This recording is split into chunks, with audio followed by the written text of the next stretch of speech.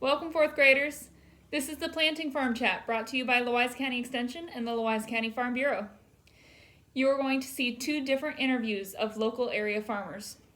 One, Mike Jamison, who was interviewed in the spring of 2020 by myself, and another, Chris Buffington, who was interviewed in the spring of 2021, interviewed by Emily Carroll. Hope you guys enjoy. Today I'm going to give you a kind of a brief overview of what we do for planting corn and soybeans here. I run a relatively small operation.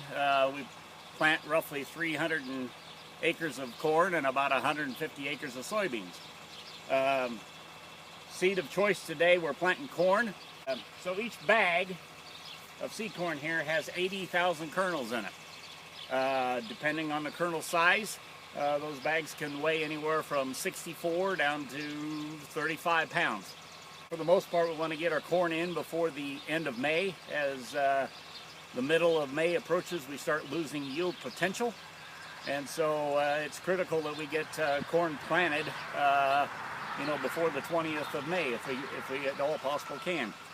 Last year was an example of a year that that didn't happen. There was a lot of corn that wasn't planted until June, but we still had some pretty decent yields. So one of the big things we want our soils to be relatively dry. In my case, I still do a kind of a conventional tillage program. Our bean stubble is not touched that I'm planting into until right before I plant, and then we'll run over it with a soil finisher to open the soil up and let it air out. We want our soil temperature to be somewhere around 50 degrees, preferably, or above when we plant.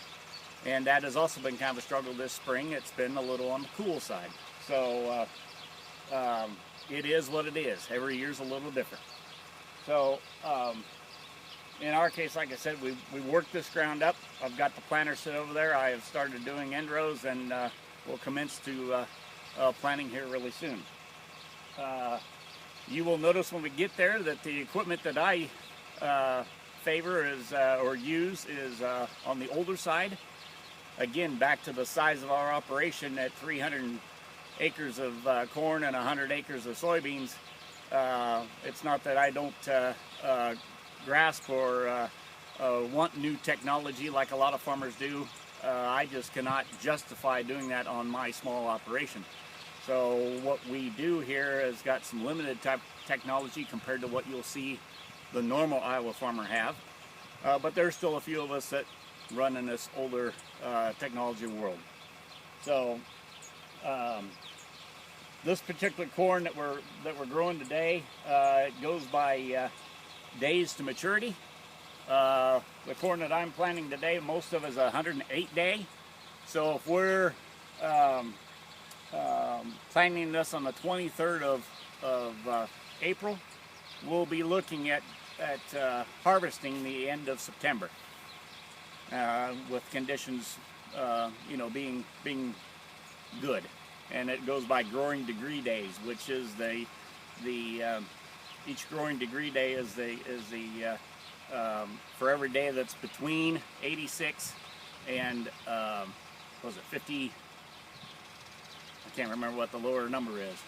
Anyway, for each one of those you get a growing degree day, and that figure skips my mind right now. Anyway, so for every day of those growing degree days, your corn will optimally mature and develop an ear with kernels on it. As I said before, this is not the newest equipment. The planter is an 8-row John Deere 7000 that was produced in about 1978.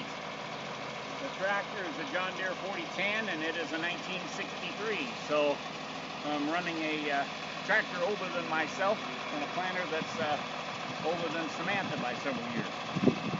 It doesn't mean it's not without its technology. It does have a monitor on it that lets me know how many seeds are dropping in the ground, and that each row is running the way it's supposed to. Instead of a guidance system, I have a marker. That marker trails down and marks the center of my next pass coming back.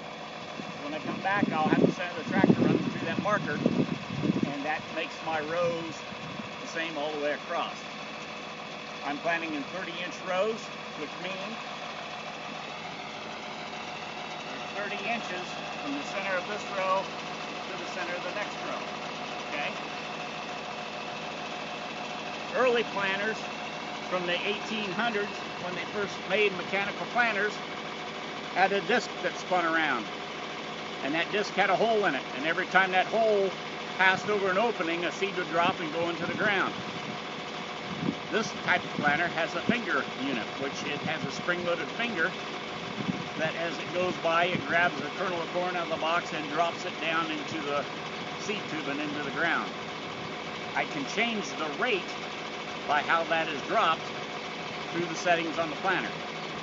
I am planting at 35,000 seeds per acre right now, which means on a 30-inch row, I will have roughly a seed every 5 inches. Putting that seed into that increment, that 5-inch increment, is very critical. Probably the most important thing of growing corn and soybeans is, it's always been taught to be seed placement. You want to have a optimal population, or seeds per foot. That also means seed per acre. So, like I said, I'm planting at 35,000 seeds per acre. How big is an acre? Well, roughly 43,500 square feet, which is about 600 feet square. If you look at that building up the road, most of the roads in Iowa are laid out in 1 mile increments. So there's a gravel road right on the other side of that hog building, and to the west you can see some buildings clear down there. That's the next gravel road. That is 1 mile. Each one of those square miles is one section. In Iowa, you hear people talk about acres, and in a section there are 640 acres. When you go out west, where there's a lot of bigger farmers and bigger areas between farmsteads, you won't hear people talk about acres as much as you will sections, because it's such a vast area of emptiness, kind of, you know. Things out there are on a lot larger scale than there are in Iowa. There used to be a farm in Iowa about every 160 acres. Now it's gone up considerably from that. You'll go several places where you might go a couple miles before you see a farmstead. In some areas you still see maybe a farmstead on every 300 or 360. I do not know today what the average Iowa farm size is, but it's considerably larger than what it was in the 70 years ago. Can you explain a little bit of how exactly that seed drops down? So on this unit,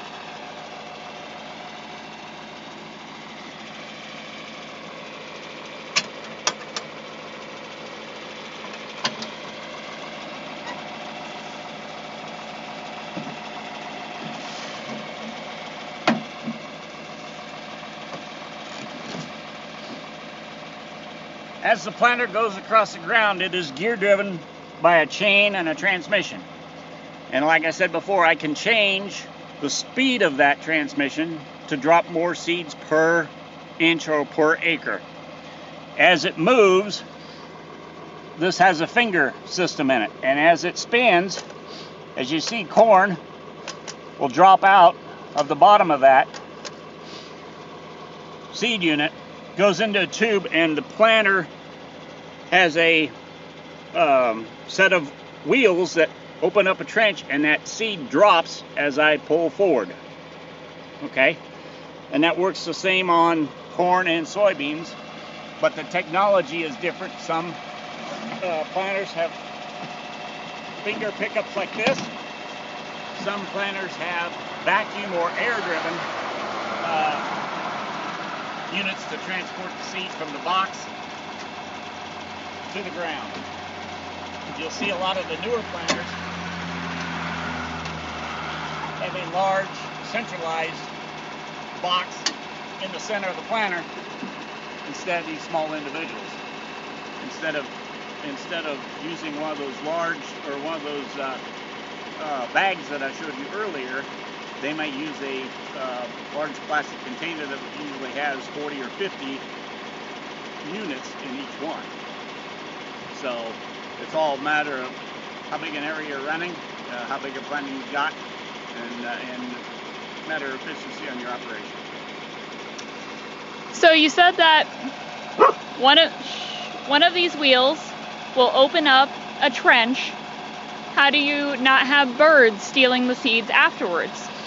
So, hey, come here. This big yellow wheel, I can adjust the depth.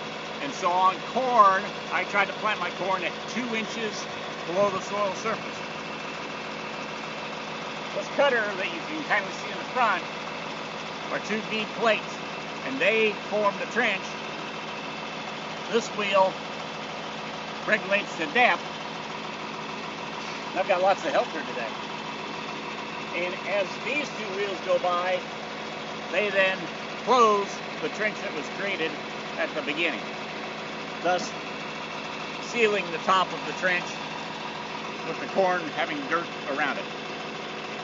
The reason we like to do planting when the soil is dry like this is that you also want to have very good seed to soil contact. And so if it's very wet, that trench won't get closed up and you'll end up with an air pocket in there and corn won't germinate very well that way or grow. So right now conditions are nearly perfect for planting our crops. For those of you that are viewing, please knock on wood, because we don't want there to be a whole bunch of conditions that change for our farmers while they're working on that. So when he was opening up that box and we saw the corn drop, you might have seen that that corn is pink in color. Can you explain why it is pink in color? That is the seed treatment. Most of this corn has got different types of seed treatments, corn and soybean both, to protect against environmental conditions. Some of it can be a fungicide to protect against different microorganisms that are in the soil. The other thing is to protect against different insects that could attack the seed during the time it's in the ground and while it's growing. And you'll see different colored. Some seed will be green, some will be pink. And when you go to soybeans, you might even see purple. It all depends. There's several different seed treatments available. This corn is all not corn that comes out of a bin. So what we grew last year is not planted this year out of a bin. There is these companies like Rob Seco that they grow corn specifically for next year, and it is cleaned and treated and bagged for next year's seed purpose. So for the most part, you will not take anything out of the bin to plant. It will be all processed seed that comes in, and there are different seed varieties and different seed maturities depending on where you're at.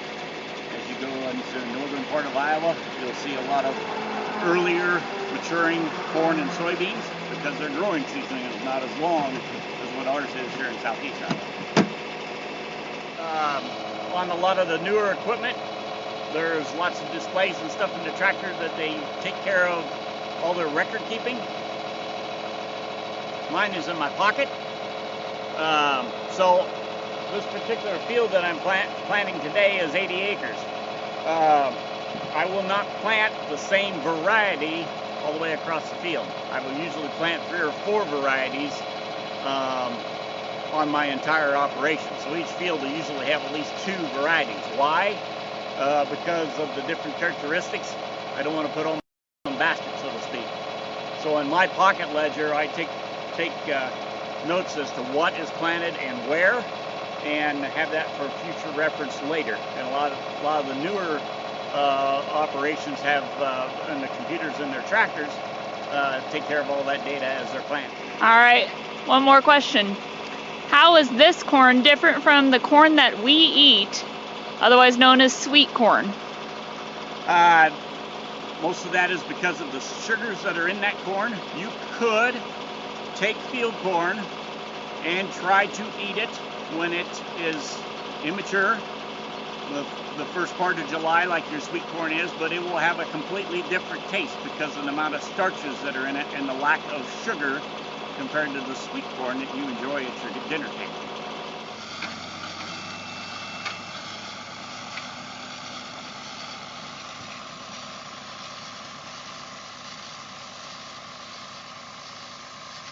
All right, we are at the farm of Chris Buffington, and we are talking about planting corn and soybeans today.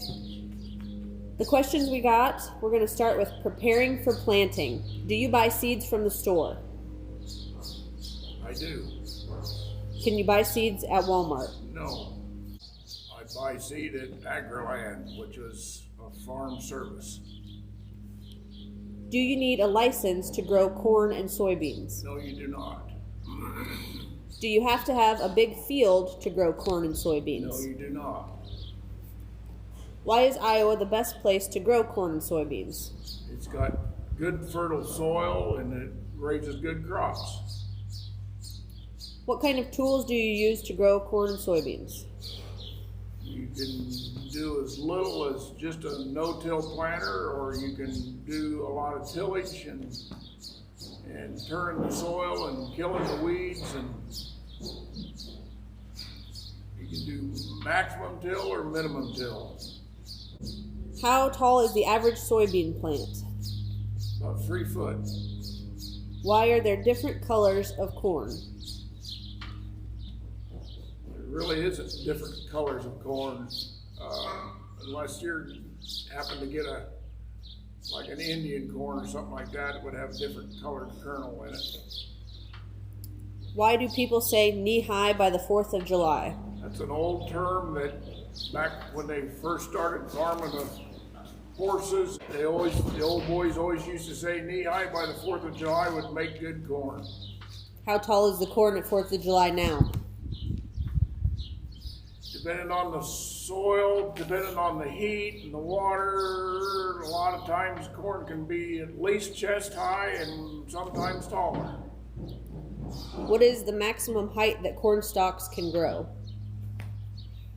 They can grow as high as probably 20 feet. Normal corn stalk would be about 8 to 10. What month do you plant corn and soybeans? Usually plant corn in April and soybeans in May. How do you know when to plant the seeds? Whenever the soil is warm enough and the sun's out bright. How long does it take for the corn and soybeans to sprout? Corn will sprout in about 3-4 days and emerge in about a week to 10. It all depends on how much sun it's getting and how warm the soil temperature is. How long does it take for corn and soybeans to fully grow? Usually about 113 to 115 days. That will make mature corn. What would happen if you ran out of seeds? You'd go back to the store and buy some more. How long does it take to plant the seeds? Corn can go in the ground pretty fast anymore. You can plant about 10 acres an hour. How do you plant a large amount of corn and soybeans at one time? Well, the bigger planters plant faster. The bigger machine, the faster it goes. How do you prevent pesticides from getting to the plants? The seed kernel anymore, they've got them designed to withstand pesticide injury and stuff from the seed. Most seed is treated, so it controls the bugs that would eat the seed or chew off the stalk as it emerges. Do any animals eat the plants? They can. deer and turkeys can do a lot of damage. And do bugs eat corn or soybeans? They can cause damage to both. How many times do you have to water the soybeans and corn? I don't water my crop. I rely on Mother Nature to do that. There are some guys that have irrigation system, but a lot of that depends on the soil. If the soil is real sandy, they need to keep pouring water on. How does manure help plants grow? Manure would provide nutrients to the soil, and it takes a certain amount of nitrogen and different fertilizers to make the plant grow. How does water and sunlight help plants grow? Well, it takes water to make them grow. If it runs out of water, it'll quit growing. If it gets too hot, it'll quit growing and it'll burn the plant up. The corn leaves will curl and try to save themselves. How does anhydrous help plants grow? Anhydrous is a nitrogen that turns to a nitrate in the soil and provides nutrient to the plant.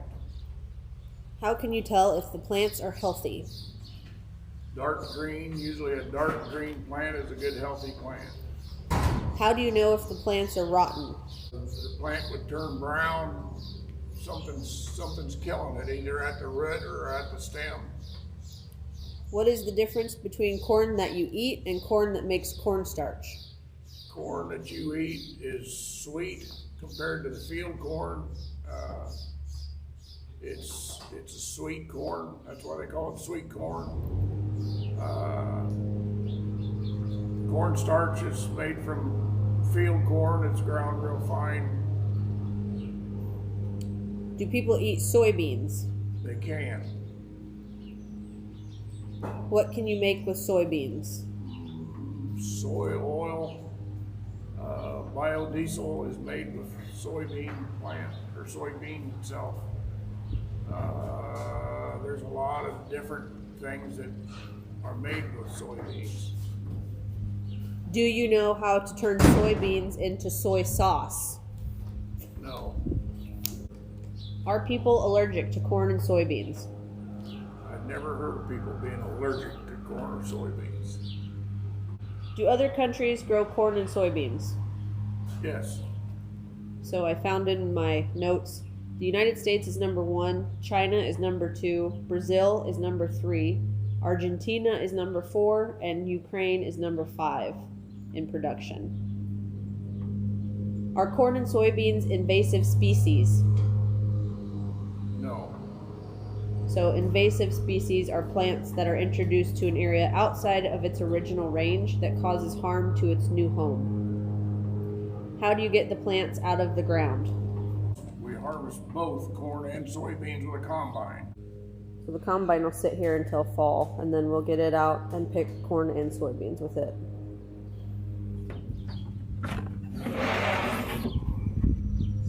Pour the seed in here. It goes through a mechanism on the side there called a plate. The plate has holes in it. This is what they call a vacuum planter, and it sucks the seed into the hole on the plate, and as the plate turns and it gets to a certain place and it falls off the plate, goes down a tube and goes into the ground. Depending on where these big wheels are set, that's what sets the depth. The steel wheel up in front is an opener. It's what opens a furrow that the seed falls into. And these wheels in the back close the wheel, close the trench over the top of the seed. So why is the soybean pink, and do they all look like that? These beans have been treated. Normal soybeans are not pink, they're brown. These beans have been treated with it's to keep the bugs from eating the seed before it gets out of the ground.